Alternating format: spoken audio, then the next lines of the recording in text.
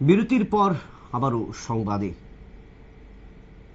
বিবাহের পর আবারও কিন্তু চর্চায়, রাজনীতির চর্চায় কিন্তু দিলীপ ঘোষ, অর্থাৎ 2 হাত থেকে 4 হাত হবার পর, শক্তি বৃদ্ধির পর কিন্তু আবারও পেছনে লাগার একটা ইঙ্গিত, এবং স্পষ্ট ভাষায় বললেন যে এরকমভাবে তৃণমূল পার্টির অফিস ভাঙিয়ে ছাড়ার পরিকল্পনা বা নিজের ইঙ্গিত দিলেন প্রাক্তন সাংসদ দিলীপ ঘোষ। এবং গত 48 ঘন্টা আগে তিনি তার বিবাহ সেরেছেন এবং তারপর নতুনভাবে নতুন জীবন শুরু করার সাথেই কিন্তু তিনি তার পুরনো দলকে ভাঙানোর জন্য কিন্তু সচেষ্ট।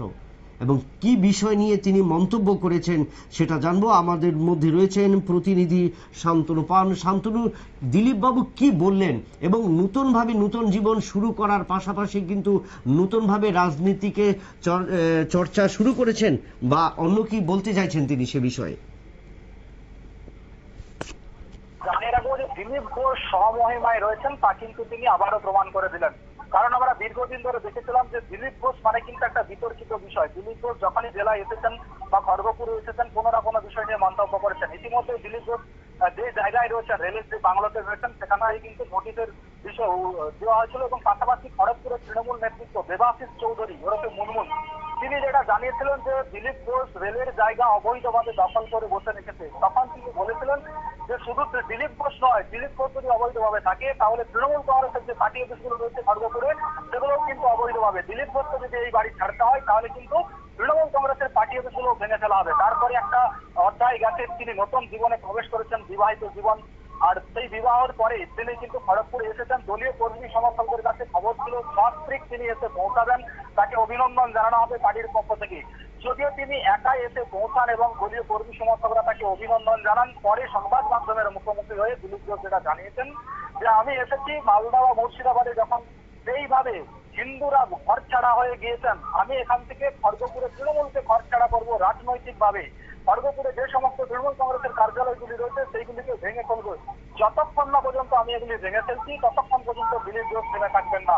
কার্যত বিয়ে করার পরেও একই ফর্মে দেখা গেল খড়গপুরের প্রাক্তন বিধায়ক তথা মেদিনীপুরের প্রাক্তন সাংসদ, বিজেপির রাজ্য সভাপতি প্রাক্তন দিলীপ ঘোষকে। দিলীপ ঘোষ যে দিলীপ ঘোষে রয়েছেন, তিনি আবারও তা বুঝিয়ে দিলেন। বিপ্লব, সেই বিষয়ে জানতে চাইব যে দিলীপ ঘোষ যে মন্তব্য, বিতর্কিত মন্তব্যে প্রতিবারই বাংলা থেকে তিনি উঠে আসেন এবং একবার এক একটা মন্তব্য তাকে ঘিরেই কিন্তু চর্চিত হয়। ইতিমধ্যেই তিনি তার বিবাহ ছেড়েছেন এবং নতুনভাবে যখন শুরু করলেন যে রাজনীতির নতুন পাঠককে, তিনি বিবাহের পর সে বিতর্ক দিয়ে কি শুরু করলেন, কি বলছে সে বিষয়ে সাধারণ মানুষ?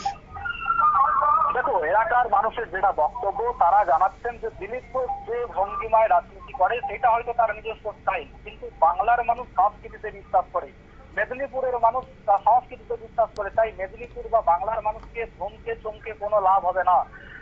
মমতা বন্দ্যোপাধ্যায় যে ধরনের সংস্কৃতি পছন্দ করেন, তৃণমূল কংগ্রেস সেই সংস্কৃতি দিলীপ ঘোষকে উত্তর দিতে পারে। মহিলারা জানিয়েছেন যে দিলীপ ঘোষ একজন মহিলাকে সহধর্মে নিয়ে এসে পেয়েছে, তো তার পরিবর্তন এখন নিজের যে স্বভাব চরিত্র সেটাকে পরিবর্তন করা প্রয়োজন। রাজনীতিতে রাজনীতির জায়গায় থাকবে, রাজনীতির মঞ্চে রাজনীতির কথাবার্তা হবে, কিন্তু এই ধরনের কথাবার্তা বলা একেবারে দিলীপ ঘোষের পক্ষে সমীচীন নয়, এমনটা কিন্তু সাধারণ মানুষরা জানাচ্ছেন। যদিও তৃণমূল কংগ্রেসের পক্ষ থেকে বা শাসক দলের পক্ষ থেকে অফিসিয়াল এভাবে কোনো প্রতিক্রিয়া মেলেনি, কারণ আমরা জানি রাজমহল এই জেলায় আসছেন রাজ্যের মুখ্যমন্ত্রী মমতা বন্দ্যোপাধ্যায়। তার যে উদ্বোধন রয়েছে প্রকল্পের, বিভিন্ন প্রকল্পের, একদিকে যেমন সোলার প্ল্যান্ট রয়েছে, পাওয়ার প্ল্যান্ট রয়েছে, সেই জন্য তারা সেই বিষয়ে কাজে ব্যস্ত রয়েছে। তাই শাসক দলের পক্ষ থেকে এখনো কোনো ধরনের অফিসিয়াল প্রতিক্রিয়া পাওয়া যায়নি। তবে এলাকার মানুষ, খড়গপুরের মানুষ, তারা যেটা বলতে চাইছেন যে দিলীপ ঘোষের কিন্তু এই যে স্বভাবের পরিবর্তন, তা কিন্তু অত্যন্তভাবে প্রয়োজন পরিবর্তন হওয়ার। যদি না কিন্তু হন তাহলে মানুষ তাকে জবাব দিয়ে দেবেন। তবে দিলীপ ঘোষ বলেছেন যে আমি আমার স্বভাব ভঙ্গিতে রাজনীতি করব, তাতে কার কি এসে যায় জানে না, আমার অন্তর্ভুক্ত এসে যায় না। বিপ্লব, ধন্যবাদ শান্তনুকে। যে দিলীপ ঘোষ তার মন্তব্য, যে মন্তব্য করেছেন, তিনি তার রাজনীতির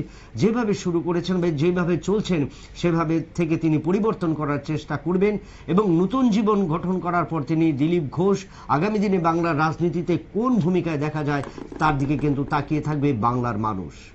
আবার একটু নিয়ে নিচ্ছি ছোট্ট বিরতির, সঙ্গে থাকুন নিউজ ভ্যানগার্ড। বাইকটা